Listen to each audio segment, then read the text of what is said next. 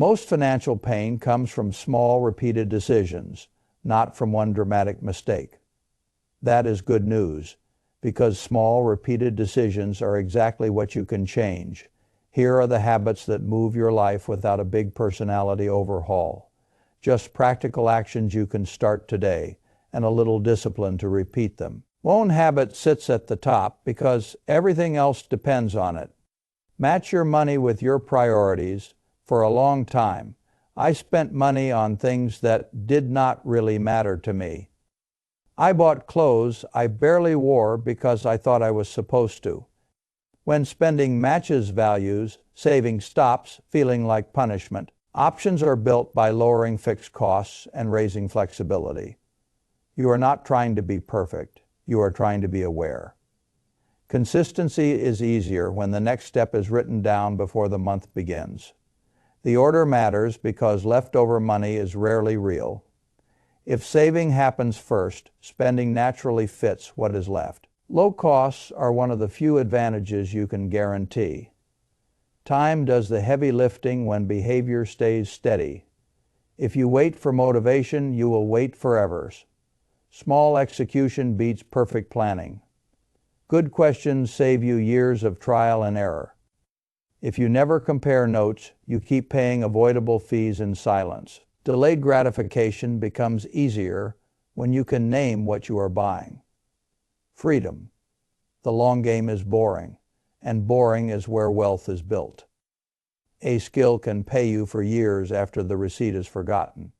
The highest ROI is often removing a recurring headache permanently. I went out for expensive dinners because everyone else was doing it. When your money reflects your values, you stop chasing status and you start buying time. I paid for things I hardly used, then wondered why my bank account never felt calm. That's not a budgeting problem. That is a values problem. Money is not only math. Money is a mirror. Options are built by lowering fixed costs and raising flexibility. If you want a fast reality check, look for purchases that were trying to solve an emotional problem. Stress spending, boredom spending, and comparison spending all feel small in the moment. Then they quietly accumulate. When you notice those patterns, you are not failing. You are collecting data. Data is what lets you adjust without drama. If your spending doesn't reflect what you actually care about, you will feel broke even at a good income. Here is a simple exercise that works. Pick the 3 things you genuinely want your life to be built around.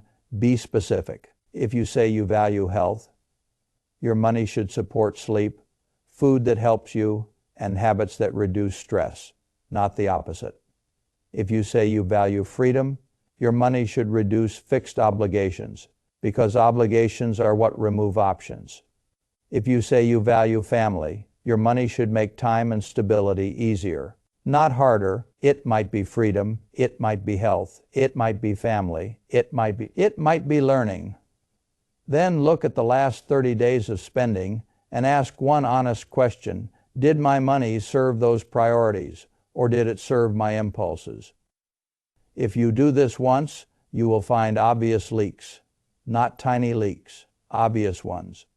Subscriptions you forgot. Buying time is more practical than buying things, because time is what lets you build skills, relationships, and health. Convenient spending you do when you are stressed. Little purchases you do because the day was hard.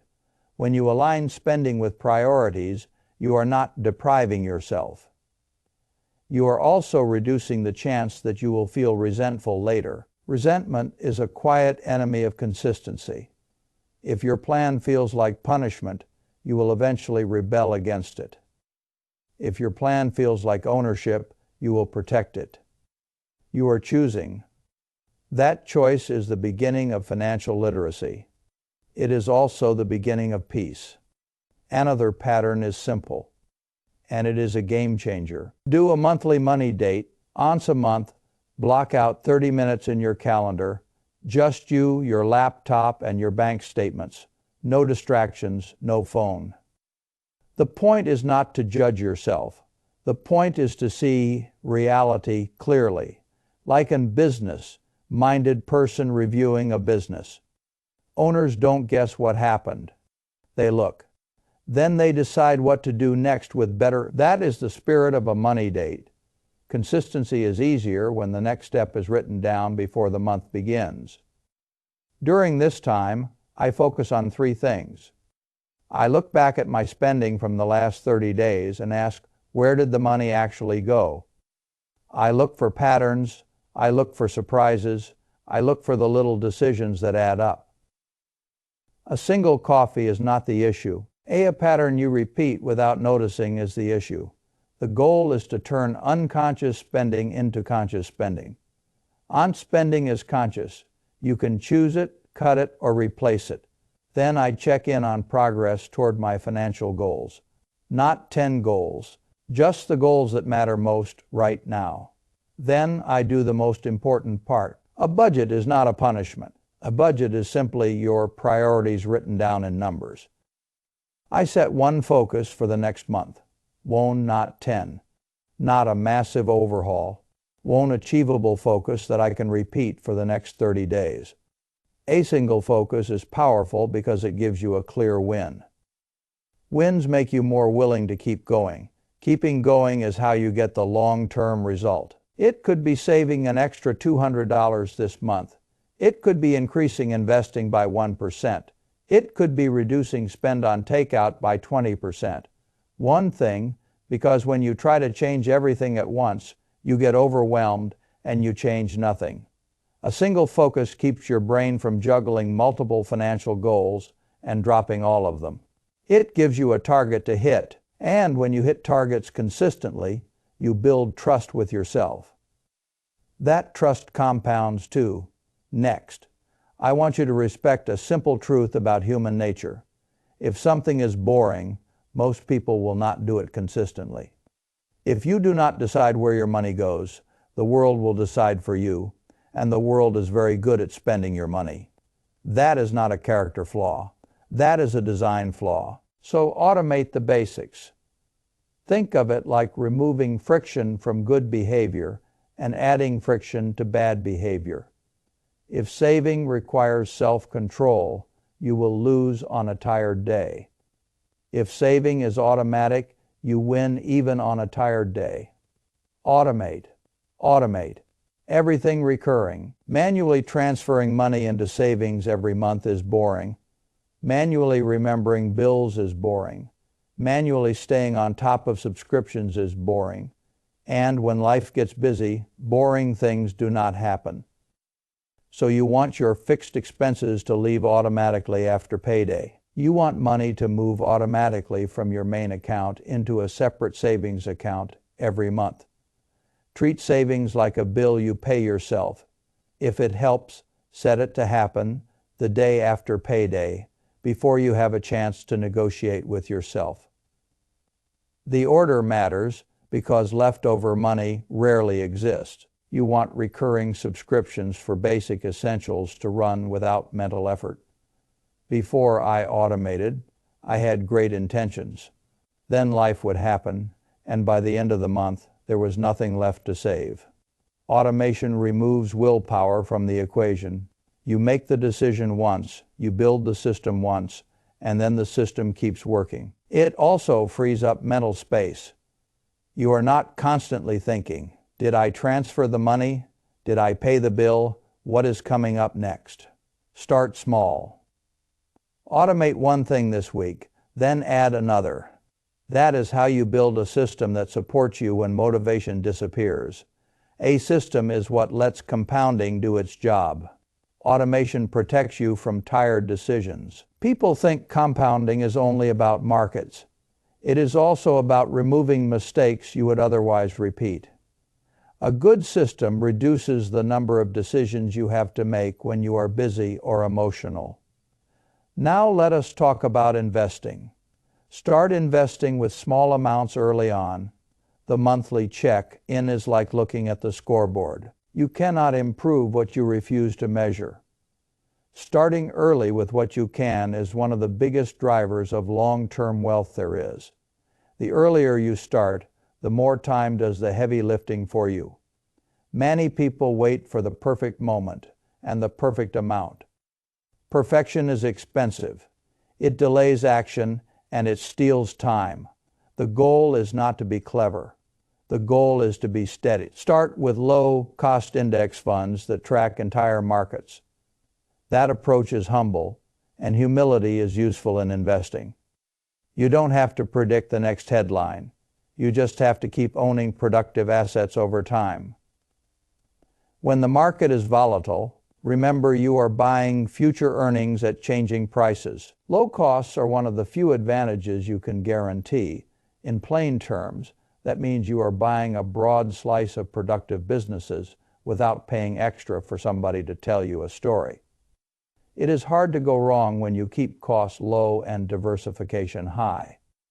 If you are new, do not let the details become an excuse to stay on the sidelines. Pick a simple, low-cost approach and begin. Your first job is getting money invested. Your second job is staying invested. Most damage comes from behavior, not from the market. People sell after fear, then they wait for certainty, and certainty is always expensive.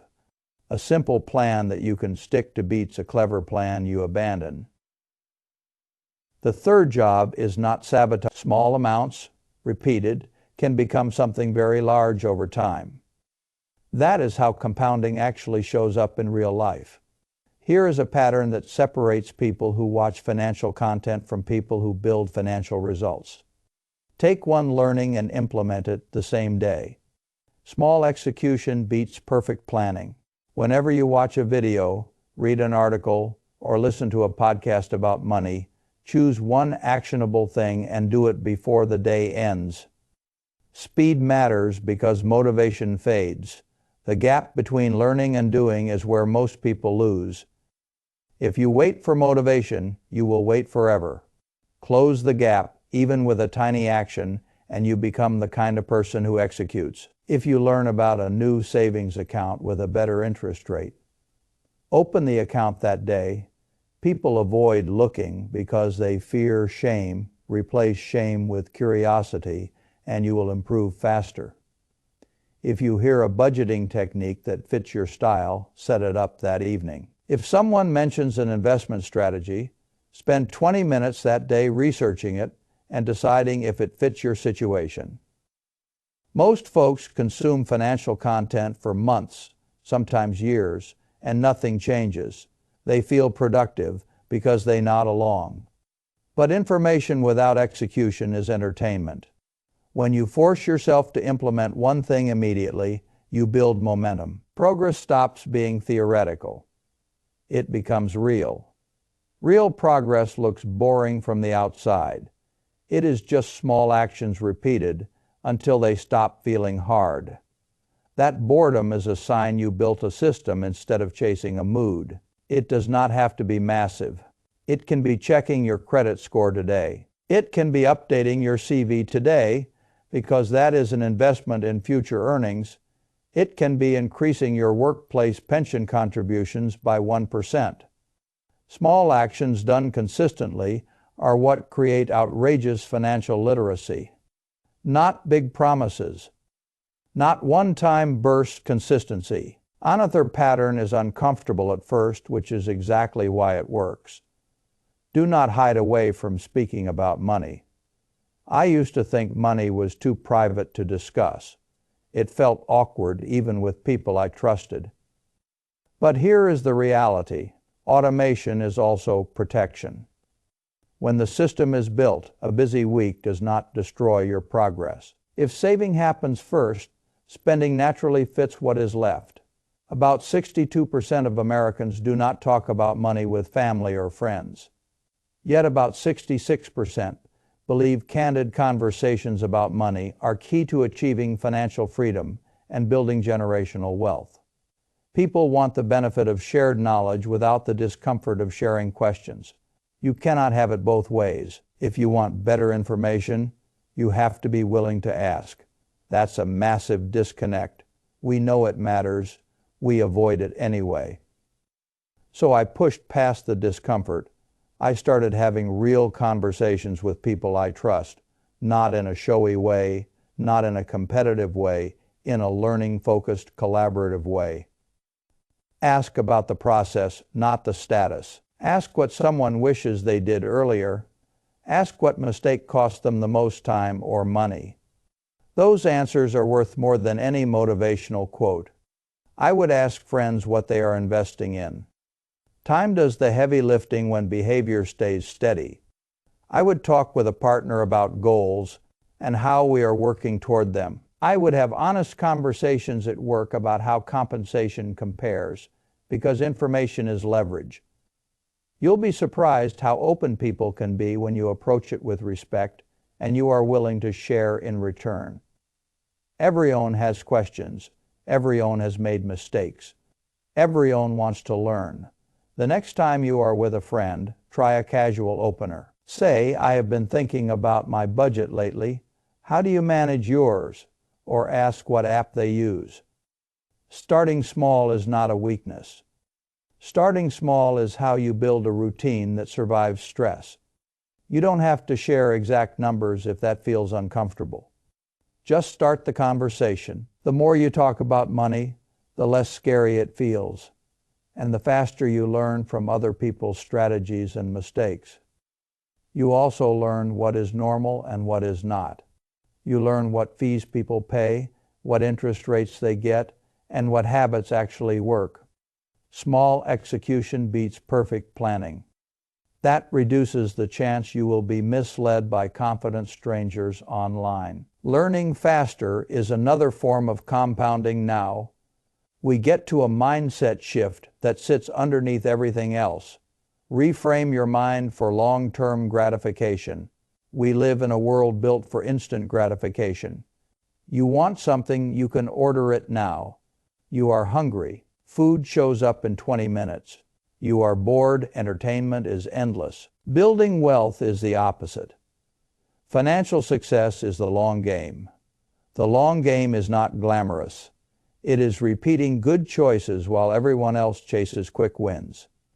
It is choosing the plan you can live with, not the plan that looks impressive on social media. It is making choices today that your future self will thank you for in 5, 10, and 20 years. When I first started investing, it was hard to watch money leave my account every month. My brain wanted to spend it now. It wanted a reward today. The gap between learning and doing is where most dreams die. So I had to reframe delayed gratification. When you invest early, you are not betting on 1 year. You are building a machine that runs for decades. I stopped seeing it as a sacrifice. I started seeing it as a gift to my future self. Every dollar I invest now is buying future freedom, future options, and future security. The simplest plan is often the one you can hold through volatility. Every time I skip an impulse purchase and save instead, I am paying my future self. A trick that helps is making the future feel real. Delayed gratification becomes easier when you can name what you are buying. Freedom, put it on paper. Write down what you want your days to look like, what you want your health to feel like, and what you want your work to be. Then ask which purchases are moving you toward that picture and which ones are stealing from it. Visualize your future self in a practical way, not as a vague fantasy. Think about the life you want in 5 years and 10 years. Ask what that version of you needs from you today. When you do that, saying no in the short term stops feeling like deprivation. It starts feeling like self-respect long-term gratification is not suffering now to enjoy later. The long game is boring, and boring is where wealth is built. It is recognizing that your future self is as real as your present self. A financially literate person treats both with care. Here is a habit that feels like spending, but it is often investing. Spend money on a skill. Think of skills as engines. A purchase that creates an engine can be smarter than a purchase that creates a moment. Moments are fine, but engines are what change your life. For a long time, I was hesitant to spend on learning beyond what felt necessary. I would tell myself, Why pay for a course when I can consume free content and figure it out? The real secret is not timing the market. The real secret is timing the market with low costs and steady behavior. Free information is wonderful, but free information often comes with a hidden cost. It is scattered, it is inconsistent, and it can take you longer to put into practice. Sometimes paying is not about the information itself. It is about structure, feedback, and speed. But time is not free, and speed matters when you are trying to build a better life. The best investment you can make is not always a stock, not always property, often your knowledge, your capabilities. I used to have a problem in a business workflow that felt like an endless admin loop. Invoices would come in, dates had to be checked, amounts had to be extracted, descriptions had to be added, then everything had to be tracked so nothing slipped. I could have spent weeks trying to patch it together, and I would have still been stuck. Instead, I hired a specialist to build a simple AI-assisted process. Within a week, the system could collect invoices, scan them, pull dates, amounts, and descriptions, and place everything into a spreadsheet with a clear checkbox when a payment was completed. The headache was gone. That is what you are buying when you invest in capability. The market rewards patience more often than it rewards prediction. You are buying a clear view, speed, and fewer repeated mistakes. Those benefits keep paying you long after the credit card charge is forgotten. The time came back. That is the real payoff of skills and expertise. They buy back time. And time is what lets you focus on the work that actually moves the needle. Every skill you develop can increase your earning power for years. If you spend $500 on learning a skill that helps you earn an extra $1,000 a year, that is not an expense. That is a 200% return in year one. And then it can keep compounding. I have spent money on courses that made me better at writing, better at communicating, better at building and running a business. Some increased income directly. Others improved judgment, which is just as valuable. It does not have to be expensive. Sometimes it is a book that changes how you think. Sometimes it is a $39 online course that shifts your approach. Sometimes it is paying someone for an hour to teach one specific skill you need right now. The key is intention. Do not buy randomly and then never finish. Pick skills that matter for where you want to go. Pick skills that genuinely move the needle for your career, your business, and your growth. My rule is simple. A financially literate person can explain the purpose of a purchase before they make it. If you cannot explain the purpose, it is probably entertainment, and you should treat it like entertainment. There is nothing wrong with entertainment, as long as you do not confuse it with investment. I am willing to spend money on learning when I can clearly articulate how the skill will benefit me. If I cannot explain it, I do not buy it. At the end of the day, markets can drop. Low costs are one of the few advantages you can guarantee. Economies can slow down, companies can fail, but the skills you build and the judgment you develop are yours to keep. That is why investing in yourself is so powerful. It is one asset nobody can take away. Those are practical habits you can start today to improve your financial literacy. None of them require perfection. There is nothing magical here. It is just repetition in the right direction. Align priorities, review monthly, automate, invest early, execute fast, talk openly, think long-term, and build skills. If you do that, the numbers take care of themselves. Start with one action today.